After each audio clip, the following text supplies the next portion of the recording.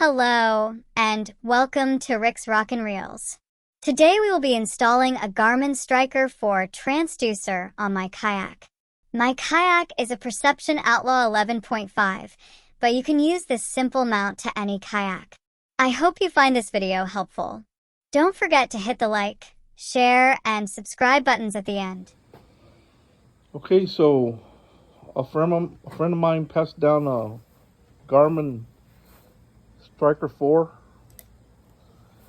and he had modified the mount. So I had to MacGyver a mount for myself. He used a scupper hole mount. I got the Perception Outlaw. It comes with 2 screws right there, and I was looking how to do it online, how other people have done it, but then I looked at Transducer myself, and I came up with this brilliant idea with stuff I have. I'm gonna use, if you guys recognize this part right here is the part, those mounting brackets from the GoPros. Well, in my case, action camera. This is basically the attachments that come with your action cameras, and this part just snaps in like so.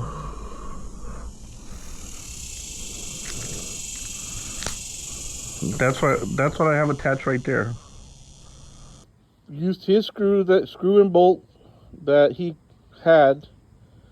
That's all he had, and then he had a pipe sticking up like a sprinkler pipe. But as you can recognize it, this is one of those mounts. I already stuck the mount in, and what I'm gonna do is I'm gonna glue it to the bottom. And some of the people that were mounting on Perception Outlaw said they had a trouble having it even. Here, let me show you what I mean. The Perception Outlaw has a little angle going back, so the angle was not, the bottom of the transducer was not even. So what I did was the little angle from the action camera, I went ahead and just tilted it right to where it sits perfectly horizontal. So what I'm going to do now is I'm going to go buy some 2-part epoxy. Okay, so this is what I'm going to go with, folks. I bought this JB Weld Clear World's Strongest Bond quick setting epoxy, strength 3900 psi, set time 5 minutes, cures in 1 hour. It's set to snap off the cap. Put this mixer that they call it,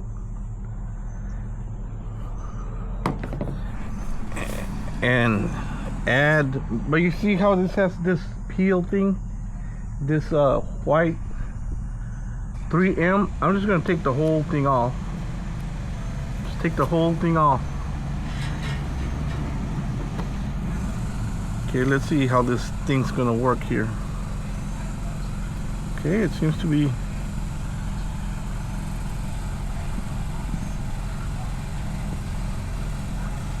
Just gonna put a good amount. Good amount.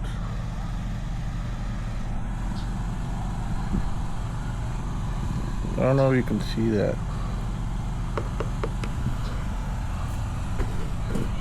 Good amount there. Now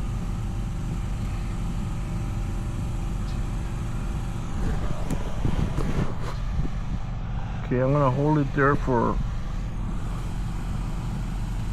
at least, it says it sets in 5 minutes, but there, that's what I'm gonna do right there. That's what I wanted to do. Sorry, I'm gonna put some around those screws around there. Okay, I'm just gonna hold it there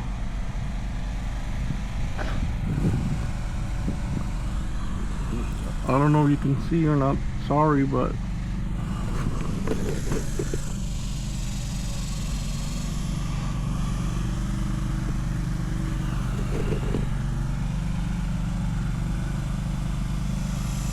I'm gonna hold it there as long as I can. It already moved on me one time, but it doesn't matter.